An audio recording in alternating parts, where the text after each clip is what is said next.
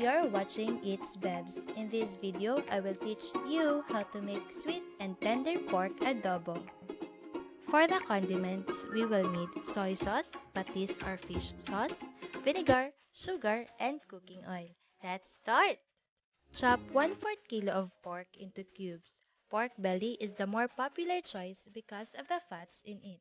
It becomes the most flavorful cut. But to make it really tender, cook the meat low and slow without any oil or water added. This way, it won't dry out the meat and retain its juiciness.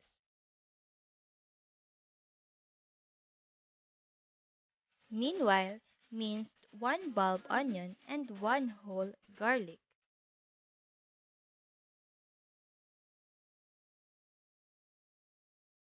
As you can see, when the meat starts to develop a white opacity, add 2 tablespoons of cooking oil.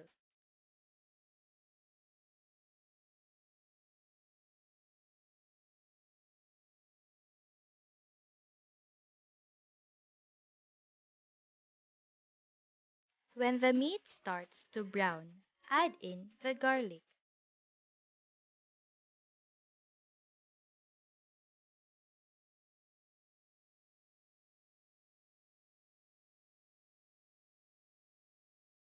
Followed by the onion.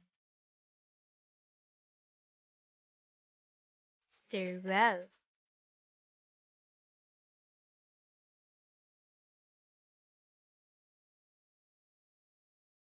Add 2 teaspoon patis or fish sauce and 1 tablespoon vinegar.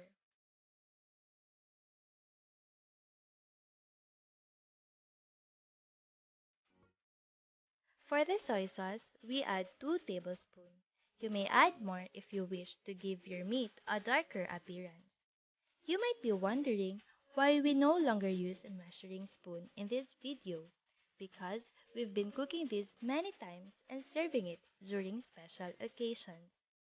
You know, it is highly requested.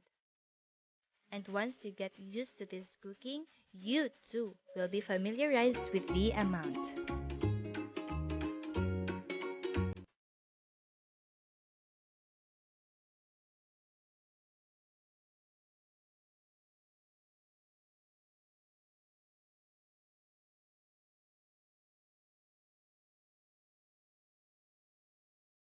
And let's not forget the main ingredients that makes our adobo sweet, the sugar. Add 2 tablespoons of brown sugar.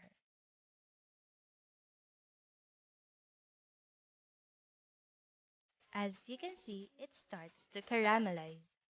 It's time to add the driving force of all nature, the water.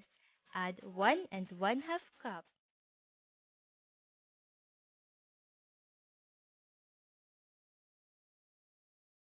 Let it boil and cover it with the lid.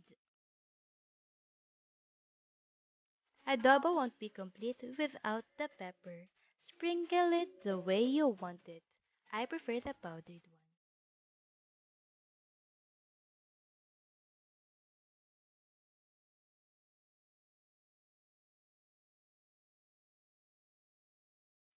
Look, most of the liquid evaporates. When it looks like this, then you're done. You may now serve it. Enjoy it with your fam! Thanks for watching. Don't forget to subscribe.